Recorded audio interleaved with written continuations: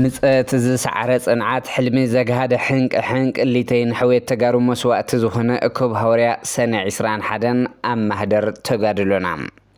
ብሽም ሓደጋ ትራፊክ መንእሰይ ብለይቲ ትግራይ ይለቀቐሎ ዝብል መልእኽቲ ዘሕለፈ በዓል መዚ መጓዓዝያ ትግራይ ሕብረት ኤውሮጳ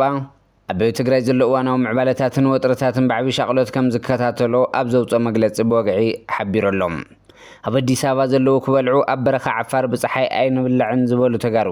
መምሕዳር ዶናልድ ትራምፕ ኣብ ልዕሊ መሪሕነት ሕወሓት ዘሕለፎ ውሳነ እገዳ ቪዛ ዘጉህ ተግባር ክብሉ ኣባል ቤት ምክሪ ኮንግረስ ኣሜሪካ ነቒፎም ሓይልታት ፀረ ኣየር ሱዳን ውሽጢ 3 መዓልቲ 2 ስትራቴጂክ ድሮናት ሓምሽሸሎም መደረ ሓድረካ ድረሰልፊ ብልጽግና ድሕርቲ ዝበሉ ኣብ ማሕበራዊ መራኸብታት ምዝርግሑ ብዙሓት ኣመንቲ ክርስትና ቆጥዖም ይገልጸሎም كيتوقع نمو 20 بليون دولار كخفلك كلا بحبوء كفيلة أم هرمتي إيران عريفة زغنية عربي مريت تمالي داقي سوا ما أخلنا داد عبرب ناب حمد كأيرات طلام زي تخبر السلام تنا أبب بزلق متمنينا كبرات تختاتل تعليتها ومربنا زيناتها تزعلت برست زينا فاليمنا نابزر زرام كنسقركم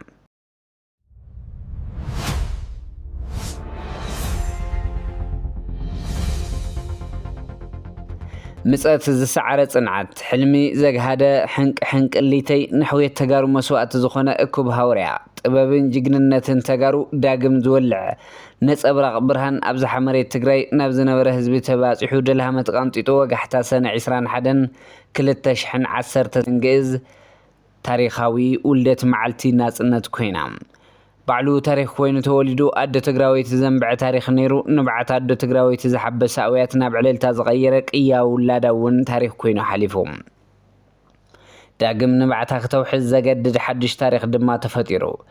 እንሆ ድማ ንብዓታ ሓቢሱ ኣውያታ ናብ ዕለልታ ክቕይር ዝገበረ ውላዳ ድማ ታሪክ ተሓንጊጡ ኣብ መቃብር ጸላእታ ጠጠው ኢሉ ሓበን ኮይኑዋ ምስ ረኣየት እውን ነቢዓ እቲ ድሕረዋይ ንብዓት ግን ንብዓት ሓበንን ሓጎስን እዩ ለካ ንብዓት እውን ማንታ ተሓደ በሓዘን እተሓደ በደስታ ኣልቦ ስርሒታት ሰራዊት ትግራይ ሚድያታት ዓለም ትንግርት ኮይኑዋን እንታይ ዓይነት ህዝቢ ክብላ ተሰምዓ ዋና ጸሓፊ ውድብ ሕቡራት መንግስታት አንቶኒዮ ጉተሬስ ተጋሩ ብኹናት ከም ዘይካሉ ኣብ ቅድሚ ዓለም መስኪሩ ኣብ ዓለም ካብ ዝተራዩ ንናጽነት ካብ ዝተገብሮ ኩናታት በቕዩ ኣብ ካልኣይ ደረጃ ሰሪዑ ነይሩ 21 ሰነ 2013 ግዝ ብርሃን ዝሓለፉ ደልሃመት ጸላም ዝተኸድና 8 ኣዋርሕ ኮይናስ ሓጎሱ ብዘምጾ ንብዓት ኣደ ትግራይ ንብዓታ ሕራና እንተሓጓሳ ነባት ዕድመ ዘይፈልዩ ሰልፊ ተሓጓስ ፈጠሮ ድምጺ ተደጉሉ ጸንሐ ቃንዛ መተንፈሲ ዝተሓወሰ ስምዒት ኣብ መላእ ትግራይ ተፈጥረ መብራህቲ ዘይብላ ብርህቲ መዓልቲ ሰነ 21 2013 ግዝ كبرن زخرن نجاقانو سواتنا بشم حرقة ترافيك مانسي بليتي تقراي لك قلو يبل ملغتو زحلفة بعل مزل مقوعزيا تقراي ناب شوعاتي انزوباتات بوليس بيت صحفة بزوصو مقلتي أبوانينو 5 قلت ايبل كاب كتما مقلن كاب كالو زوباتات انتباقيسن ناب أدي سابان ناب كالو تكللاتن عبيتنا ناشتين هزمو قوعزيا تشكركرتا وتوسات بليتي هزبي أسافيرني قوعزا كمزلو حبريتا بصيحنا الليلو زن تشكركرتي بليتي بمقوعز قبل عليه هزبيني حرقات ترافيكين نايساتتا سقاتني خوان اللوا زبالأتي مقلتي بتوسخين زي حقاو زور دك سبات مبقسي انزبل طرعناتو ونكاف هزبي بصحنا سلازلو سلازي مئنت دحنتن صدتان حدقات ترافيك كبال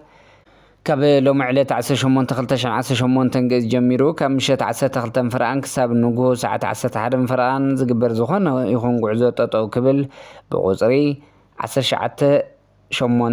زبار ما حدا 252 بعلات 13 تنقز بيرو ترانسبورت مرخن بستصحف لنا دبدبه افليطمنا لو يللو سلازي نايت حزب غدات نمقناس كبال نتا بايتا زلو خناتات ناتخاتلكم زخونه غعزو ططو كل امرارح بوليس ترافيكن ابلاتن مدارك تاكالالتن بمتحبر تفق زبل قصصر نخغبر وصيت دما بوانن ناو زملكتو حبريتا خبصح ناغلصنا نزي تغبراو نختغبرو بزي دبدبه زي نتحساسب يللوم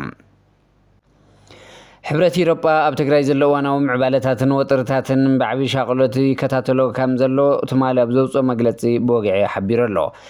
እቲ ሕብረት ብወሃብ ቃል ኣቢሉ ኣብ ዘውፅኦ መግለፂ ኩሎም ወገናት ብህፅፅት ዘሎ ወጥሪ ከዝሕሉ ፀዊዑ ኣብ ሕዳር 2022 ዝተፈረመ ውዕሊ ፕሪቶርያ ቀዋሚ ምቁራት ተጻብኦታት ኣብ ሓደጋ ዘእቱ ዝኾነ ይኹን ስጉምቲ ካብ ምውሳድ ኩሎም ወገናት ከገትኡ ኣተሓሳሲቡ ዓናዊ ኩናት ኣብቲ ዞባ ከይፍጠር ምክልኻል ኣገዳሲ ወይ ከዓ ኢምፐራቲቭ ምዃኑ ብምግላጽ ኣብ መንጎ ክልቲኦም ወገናት ዘለዉ ፍልልያት ብፖለቲካዊ ዘተ ጥራሕ ክፈትሑ ከም ዝግባእ ኣስሚሩ ኣሎ። ሕብረት ኤውሮጳ ነቲ ብሰንኪ ኩናት ዝተሃስየ ህዝቢ መሰረታዊ ቀረባት ንምምላእ ዝኽእል ናይ ዳግመ ህንፀት ስራሕ ክቀላጠፍ ዝተመዛበሉ ወገናት ናብ መረበቶም ክምለሱ ከም ዝድግፍ እውን ገሊጹ ኣሎ።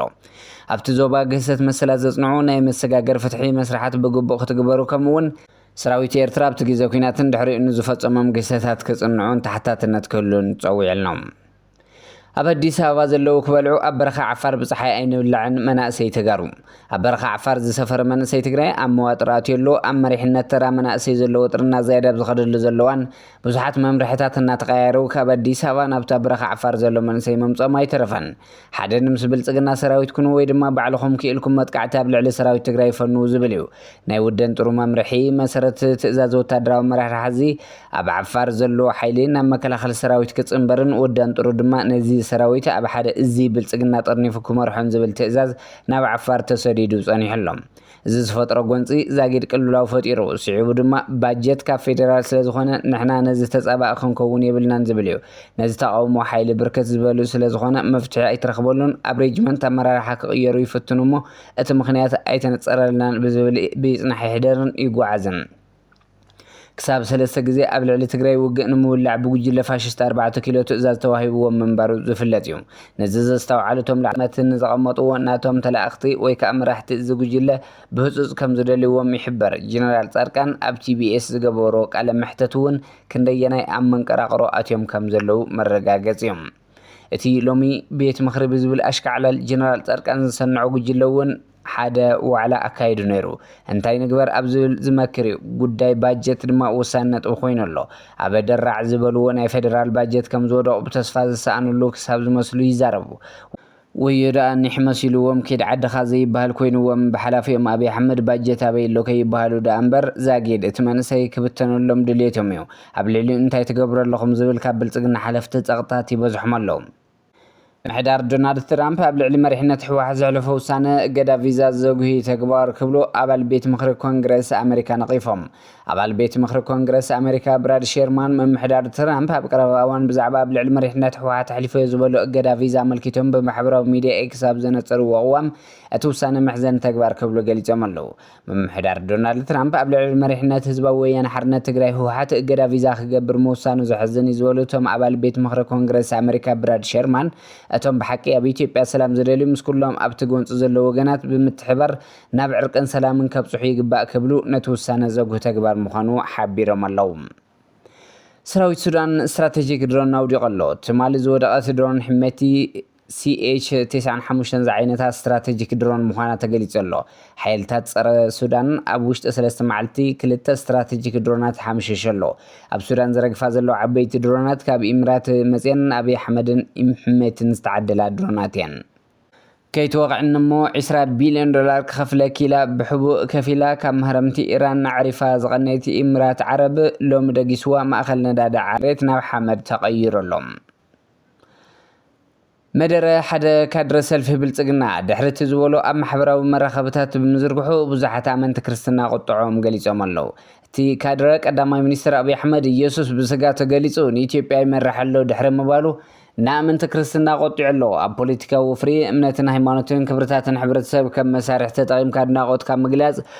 ፍጹም ቅቡል ኣይኮነን። እዚ ባርያ ኣብይ ኣሕመድ ንኣብይ ካሊእ ክገልጾ ምኽኣለ ነይሩ። ብዙሓት ሰባት ካድረ ብልጽግናን ዝኾነ ሃይማኖት ተኸብሪ ይኹን መትከል ክላገጹ መሰል የብሎምን ኢሎም ቁጥዖም ይገልጹ ኣለዉ። መደረ ሓደ ካድረ ሰልፊ ብልጽግና ድሕሪት ዝበሎ ኣብ ማሕበራውያን መራኸብታት ምዝርግሑ ብዙሓት ኣመንቲ ክርስትና እዮም ቁጥዖም እናገለጹ ዝርከቡ ዘለዎም። ኢየሱስ ብስጋ ተገሊጹ ንኢትዮጵያ ይመርሕ ኣሎ ድሕሪ ምባሉ እቶም ኣመንቲ ክርስትና ቁጥዖም ኣለዉ። እምበርከስ ክቡራት ተኸታተልቲ መደብና ዜናታት እዚ ዕለት ኣብዚ ከንቢትና ሰሰናይ ንዓኹም ሰላም ንዓኺ ትግራይ